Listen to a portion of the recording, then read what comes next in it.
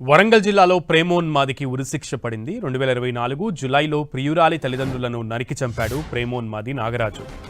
చెన్నారావుపేట మండలంలోని చింతలతండాలో ఈ ఘటన జరిగింది. ప్రియురాలు తల్లిదండ్రులు సుగుణ, శ్రీను దంపతులతో పాటు ఆమె సోదరుడిపై కూడా దాడి చేశాడు నాగరాజు. విచారణ అనంతరం ఉరిశిక్ష ఖరారు చేశారు వరంగల్ జిల్లా కోర్టు మొదటి అదనపు న్యాయమూర్తి.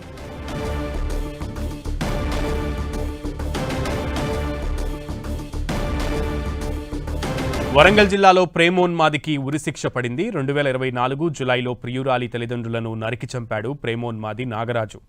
చెన్నారావుపేట మండలంలోని చింతలతండాలో ఈ ఘటన జరిగింది. ప్రియురాలు తల్లిదండ్రులు సుగుణ, శ్రీను దంపతులతో పాటు ఆమె సోదరుడిపై కూడా దాడి చేశాడు నాగరాజు. దీనికి సంబంధించి ఈరోజు జడ్జ్ తీర్పునిచ్చినట్లుగా తెలుస్తోంది. వరంగల్ జిల్లా కోర్టు మొదటి అదనపు న్యాయమూర్తి ఇచ్చినటువంటి తీర్పుకు సంబంధించి మరింత సమాచారం మా ప్రతినిధి కుమారస్వామి అందిస్తారు. కుమారస్వామి. ఉమ్మడి వరంగల్ జిల్లాలో ప్రేమోన్మాదికి ఉరిశిక్ష పడినటువంటి సంఘటన అనేటువంటి సంచలనం కలుపుతున్నటువంటి సిచ్యువేషన్ ఉంది.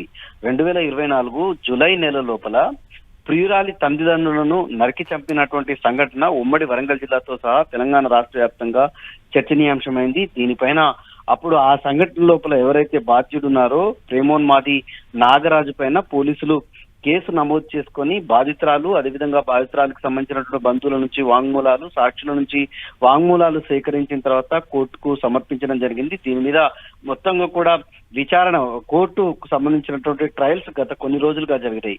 అంటే 2024 జూలై నెల లోపల చెన్నారావుపేట మండలం 16 చింతల తండా లోపల ఈ ఘటన చోటు చేసుకుంది. ఎవరైతే ప్రియురాలి తల్లిదండ్రులు ఉన్నారో సుగుణ, సీను ఇద్దరిని అత్యంత పాశవికంగా ప్రేమోన్మాది నాగరాజు నరికి చంపడం అనేది జరిగింది.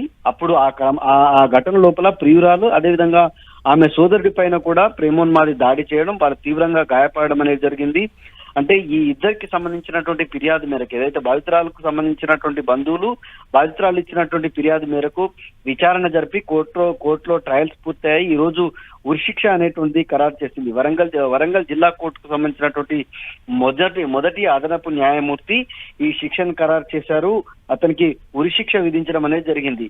ఈ నేపథ్యంలో అంటే ప్రేమోన్మాదికి పడ్డటువంటి శిక్షణ చట్టం పైన మరింత గౌరవం పెంచిందని చెప్పి ఇక బాధితులు తమకు సంబంధించినటువంటి అభిప్రాయం వ్యక్తం చేస్తున్నారు. ప్రేమోన్మాదికి సంబంధించినటువంటి వ్యవహారం ఉమ్మడి వరంగల్ జిల్లా లోపల ఒక రకంగా వణుకు పుట్టించినటువంటి ఘటన. అప్పుడు ఆ ప్రాంతంలో చెన్నారావుపేట మండలంతో సహా నర్సంపేట నియోజకవర్గ ప్రజలంతా కూడా ఒక్కసారి కూడా ఉలిక్కి పడ్డటువంటి సంఘటన ఇది. సంఘటనకు సంబంధించి బాధితులకు కోర్టు చట్టపరమైనటువంటి న్యాయం చేసింది అనేటువంటి ఒక ఇంత సాంతన చేకూరిందని చెప్పి బాధితులు తెలియజేస్తారు.